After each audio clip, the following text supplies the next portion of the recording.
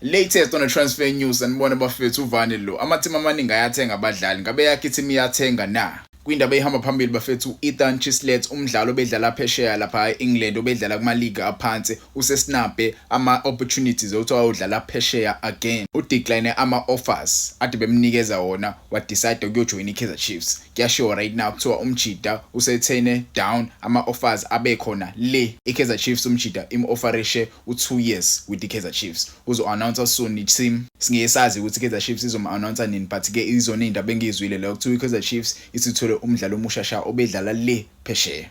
Kwezinye izindaba iOrlando Pirates namhlanje iannounce ijezi la elishasha home and away kit eOrlando Pirates bafethu njenibona nje la uMahopa beno Olisanda bawagqokile lamajezi la iwona amajezi eOrlando Pirates ezowasebenzisa in the upcoming season. Ungangitshela ama comments wena ngokwakho ulrate ngobale lijezi elikhishwe iOrlando Pirates. Kwezinye izindaba ubaba Mfukeng uyakhala ngempela ubaba Mfukeng. Yabo into ayikhalelayo ireasonable but ke difficult. Into ayikhalelayo isimple la. Ucela iOrlando Pirates usidayise umfana wakhe because umfana wakhe usedlalele iOrlando Pirates isikhathi esiningi kakhulu.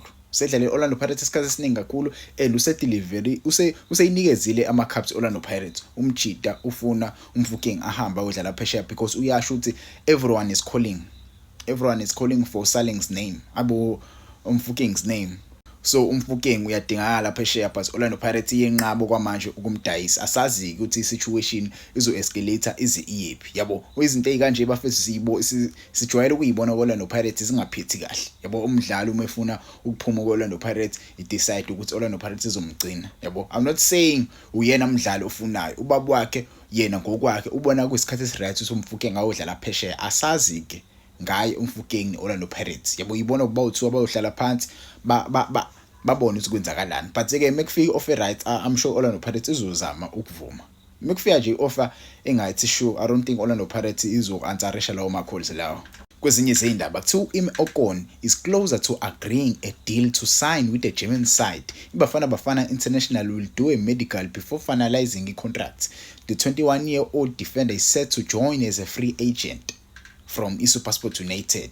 Ideal yakhe expirele kwiSuperSport United so uzojoin as a free agent. Niyayikhumbula ke indaba regarding Ocon being linked to the Kaizer Chiefs. Naku ke sekuyaphuma right now to Ocon ideal yakhe njoba izophela nje ngeke aze aye kwiKaizer Chiefs. iKaizer Chiefs ehlulekile ukumnikeza icontract eright umjida. Iteam yaseGermany iyona ekwazile ukuthi imnikeze icontract eright. Ayikakakhishwa ke igama layo leyo team leyo but ke sombona umjida eyodlala le eGermany kule season entsha ezolandela. Yabo uyangijabulisa ukubona into ekanje abadlali bafana badlala kuma league aphesheya. Yabo izinto ezikanje zangijabulisa kakhulu. Kwezinye izindaba bafethu uJose Riviero kuOrlando Pirates uzosala.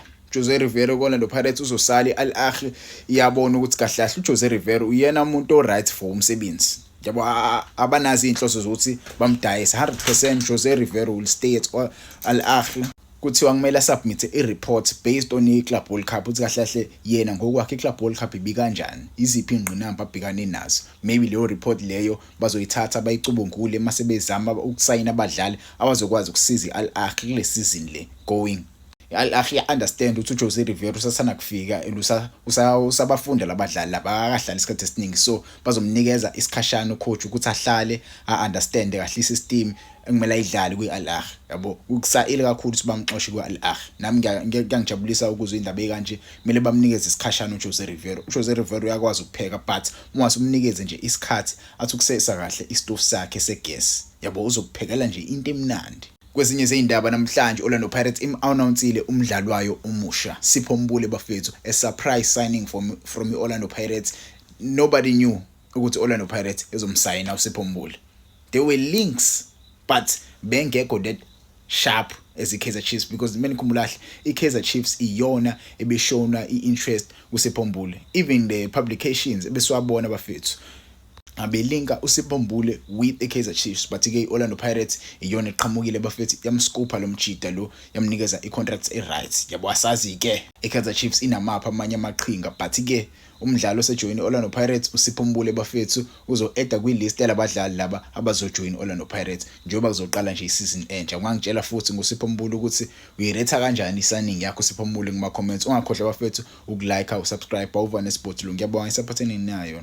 Kwezinye zeindaba, i-team yakwi-Motsepe Foundation Championship iVenda FC isi-announce uClinton Larsen, the former Magesi FC coach, useyocoacha iVenda FC.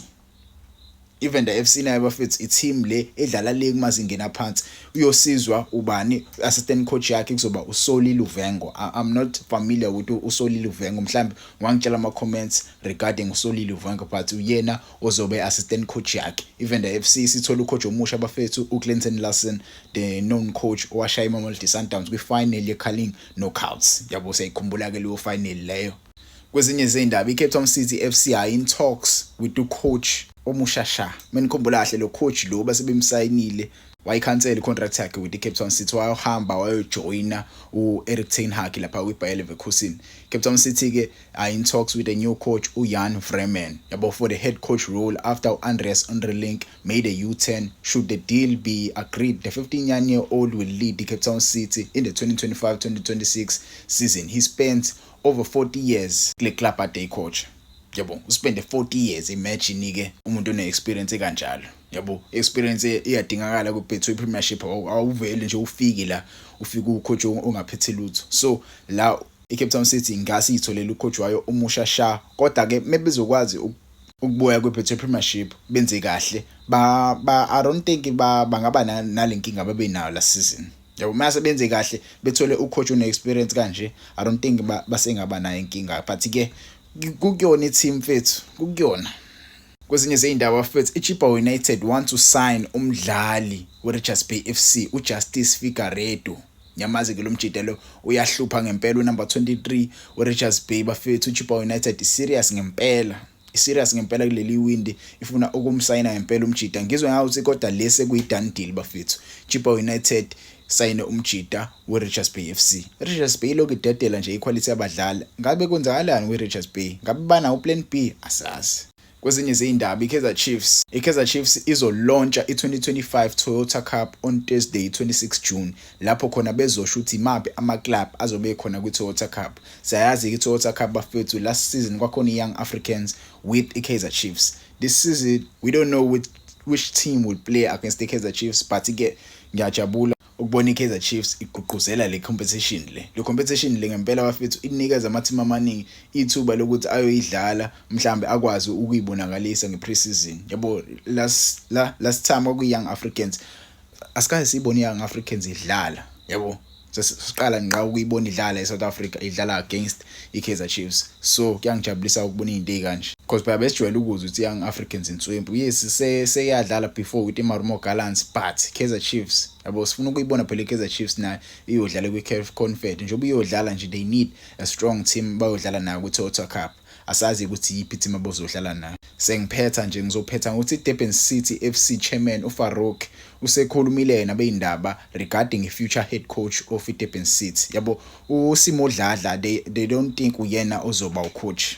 Yabo they don't think uyena ozoba ucoach, so baconsider ukuthola ucoach omusha.